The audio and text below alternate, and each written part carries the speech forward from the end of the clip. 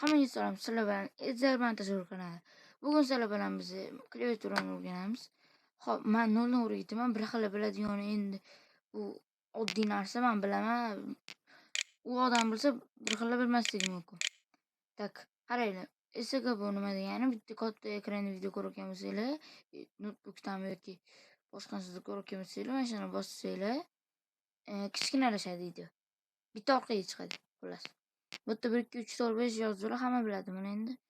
Xo'p, tab endi bu nima degani? Tab o'yinla deyishadi ko'proq. Ko'proq o'yinlardan endi bosib ko'rsam, bundoq qilsa joy tashiydiganga o'xshaydi bu. Ko'proq joy tashiydi. Tak. Bu tab xullas. Bu caps lock hamma harflarni kattada yozib beradi mana. Xo'p, endi caps lock o'chiramiz. Endi shift bitta harf katta qilib yozib beradi mana. Bosdik. Bitta harf katta qilib yozib beradi. Bir xil shift bosib turib hammasini katta qilib yozadi. Bu noto'g'ri. Caps lock bor chunki. Xo'p.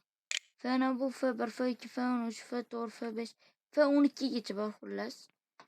Bu o'zi bila olasizlar, bu men tushuntira olmayman, men bilganim tushuntiraman. Ctrl bu nima? Ctrl misol uchun endi aytaman sizlarga. Xo'p, nimaga keldik? Misol uchun Ctrl Windows bosib, ona bossanglar, mana klaviatura paydo bo'ladi. Xo'p, esingizda qolsin, bular kerak bo'ladi sizlarga. Xo'p, endi bu narsa nima? Bu yerda misol uchun mana Hasan dedinglar, Hasan. Ismi Hasan shuning uchun. Buni bittimni bossanglar joy tashiydi. Tak. Endi Ctrl tushuntirdim. Alt endi uncha bilmayman. Xo'p, qaranglar, bu yerda bitta narsa. Shift bosib pastga tushib ketib qoldim. Shift bilan bossanglar, buni plus bo'ladi. Qarang. Mana shift qo'shib buni bossanglar plus bo'ladi. Endi shift bosmasdan просто tak bossanglar barobar bo'ladi. Bular ham shunaqa. Agar shift bosib buni bossanglar mana qavs bo'ladi, o'zi qo'yib qo'ygan. Mana shunaqa qilasizlar.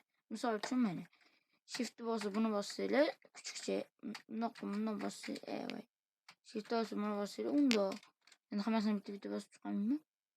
Xo'p, keyin bular x orqaga qaytarish. Mana misol uchun yozdik, x bu xo'p, tak endi Windows nima buni bossanglar poiskiga kirib beradi.